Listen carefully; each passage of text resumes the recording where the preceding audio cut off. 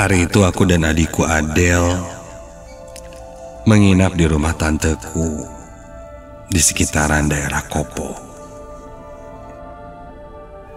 Karena orang tuaku pergi keluar kota untuk beberapa hari karena khawatir,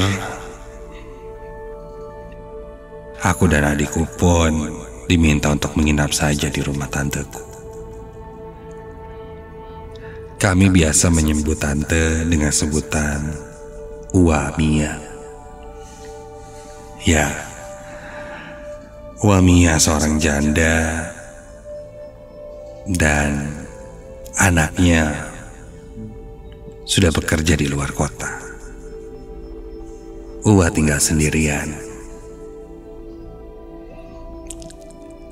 Dan saat itu pun kami sedang liburan sekolah. Jadi, ya sambil menemaninya dan liburan di sana. Rumah Ua cukup besar, ada 2 lantai, dan bisa dibilang Ua orang yang sangat rapih. Barang-barangnya ditata dengan semestinya. Rumah pun selalu bersih. Di rumah itu ada seorang pembantu yang bernama Biuci. Biuci sudah lama kerja dengan Ua. Bahkan beberapa kali aku ke sana saat aku masih kecil pun Biuci sudah bekerja.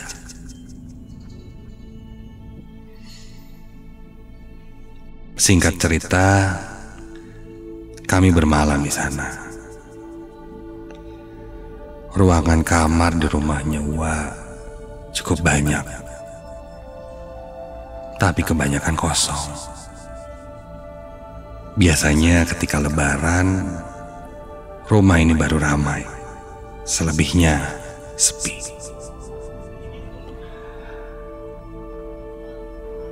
Aku akan menginap di lantai 2, di salah satu kamar tamu di sana. Sedang adikku Adel yang masih kecil, umurnya baru 7 tahun, dia akan tidur bersama Ua.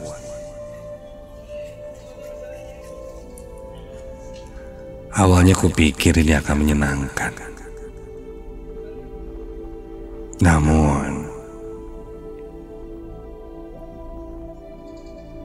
liburan saat itu malah menjadi mimpi buruk untukku.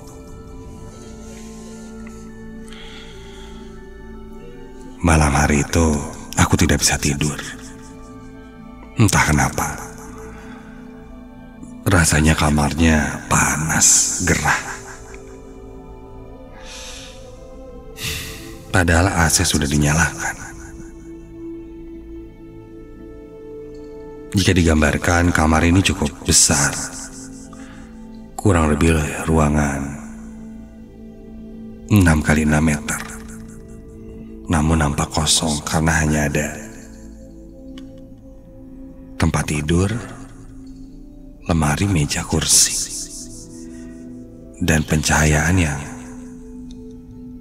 tidak terlalu terang, temaram, cenderung gelap malah.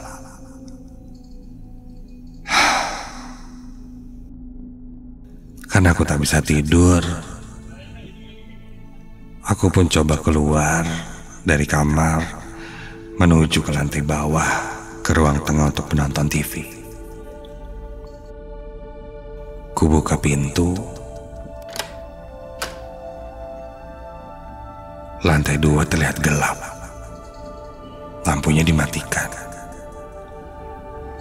Mungkin untuk menghemat listrik.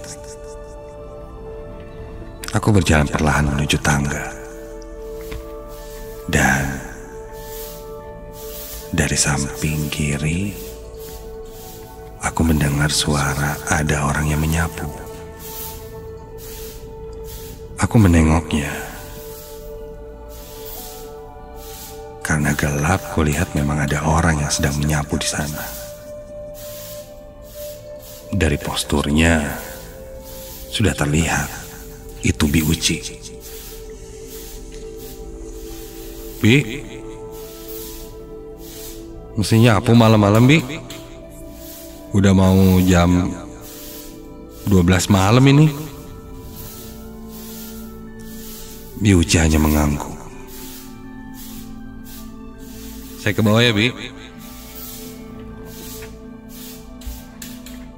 Aku meninggalkan Bi Uci pergi ke lantai bawah.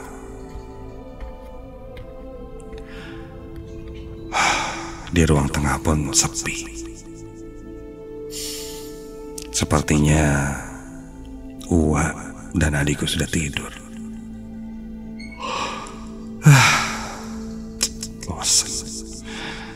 Aku nyalakan TV untuk menonton film, menunggu sampai ngantuk.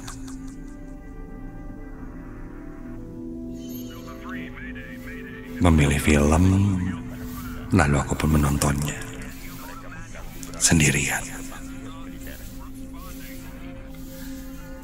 Sesekali kulihat dari balkon di lantai 2, Bi Uci masih terlihat menyapu.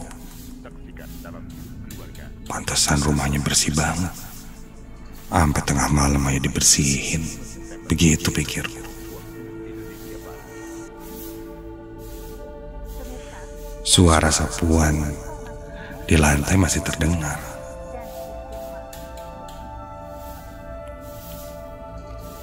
Dan bahkan cukup menggangguku yang sedang menonton saat itu.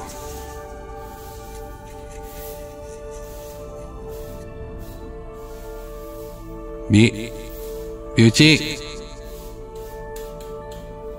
lanjut pagi aja, Bi. Sapu-sapunya. Saya lagi nonton. Bi. Kulihat Bi Uci nampak tidak mendengarku.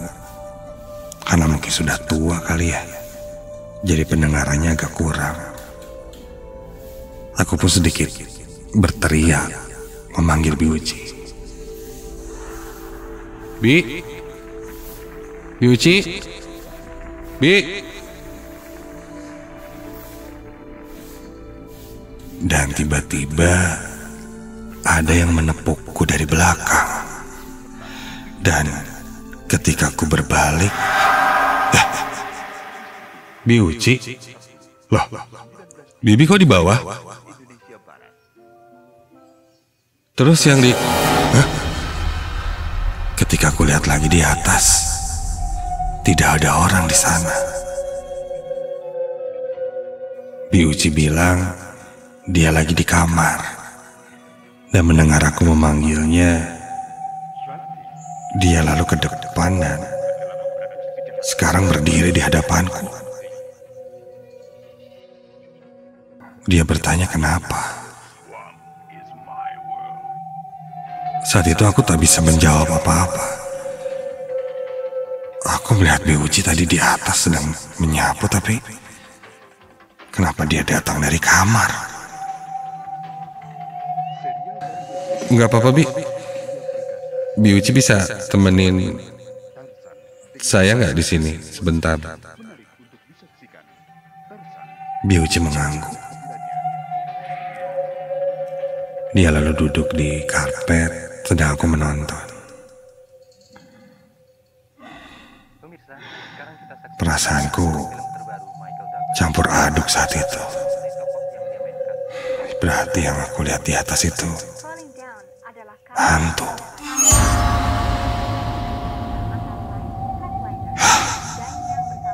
Sudahlah. Waktu pun berlalu, Bi Uci masih menemaniku. Aku pun merasa kasihan pada Bi Uci. Dan bilang jika sudah mengantuk, ke kamar saja. Dia hanya mengangguk. Kurang lebih jam 1:30 pagi, Biuci kembali ke kamar. Saat itu pun aku sudah mulai mengantuk. Mataku sudah mulai berat dan aku pun tertidur di sofa ruang tengah dan keadaan TV yang masih menyala. Baru terlelap beberapa detik, tiba-tiba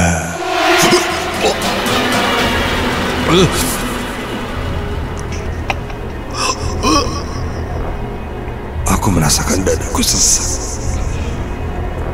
seperti ketindihan sesuatu yang berat.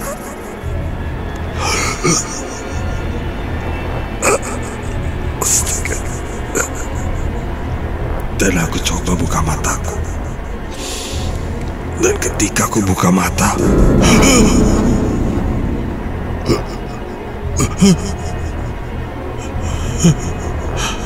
di atas langit-langit rumahku lihat ada sesuatu berwarna hitam besar, seperti bayangan yang sangat besar. Kulihat matanya merah dengan taring yang menyeringai. Terdengar juga suara yang menggelegar, suara menggeram yang keras.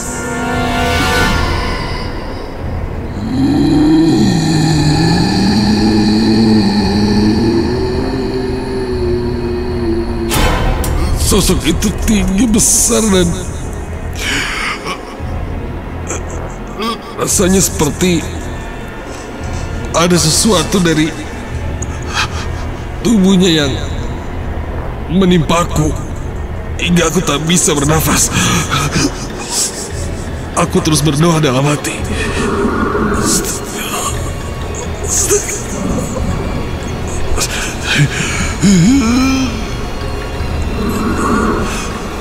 Dan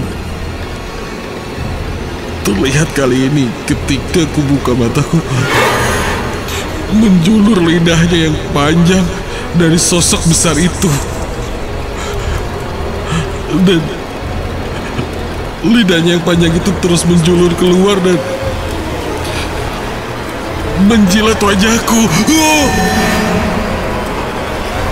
Seketika itu aku berteriak dan astaga.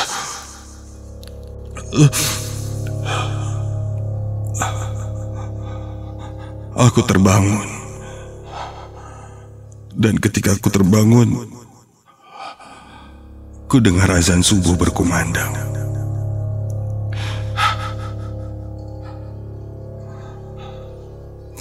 Setelah itu aku tak bisa tidur lagi. Sampai pagi harinya aku bertemu dengan Biuci. Aku bilang pada Biuci, "Bi, makasih ya semalam udah mau nemenin saya nonton TV di ruang tengah sampai 1:30 pagi lagi. Dan sekarang Bibi harus bangun pagi-pagi. Makasih ya, Bi." Punten, A. Semalam Bibi mah gak nemenin A nonton, apalagi sampai jam 1:30 pagi. Bibi mah jam 9 malam udah istirahat, A. Emang kenapa gitu, A? Hah? Mendengar penjelasan dari Biuci, jantungku berdegup sangat kencang dan kakiku lemas. Jika itu bukan Biuci yang menemaniku semalam dan yang kulihat sedang menyapu, itu siapa? Aku pun menceritakan hal ini pada Uwa. Uwa bilang, memang akhir-akhir ini di sini banyak kejadian. Sering terdengar suara-suara aneh dari lantai 2. Lampu lantai 2 sudah sering diberi penerangan yang sangat terang. Namun selalu saja jadi terasa gelap atau bahkan mati. Berkali-kali diganti bohlamnya, selalu saja tiba-tiba mati. Maka dari itu, lantai 2 tidak pernah disentuh. Dan Ua lupa memberitahu padaku. Dan dia pikir aku tidur di lantai bawah. Entah apa yang sebenarnya ada di lantai 2 masih menjadi misteri. Yang jelas setelah tahu itu, aku tidak mau lagi tidur di lantai 2 di rumah tanteku itu.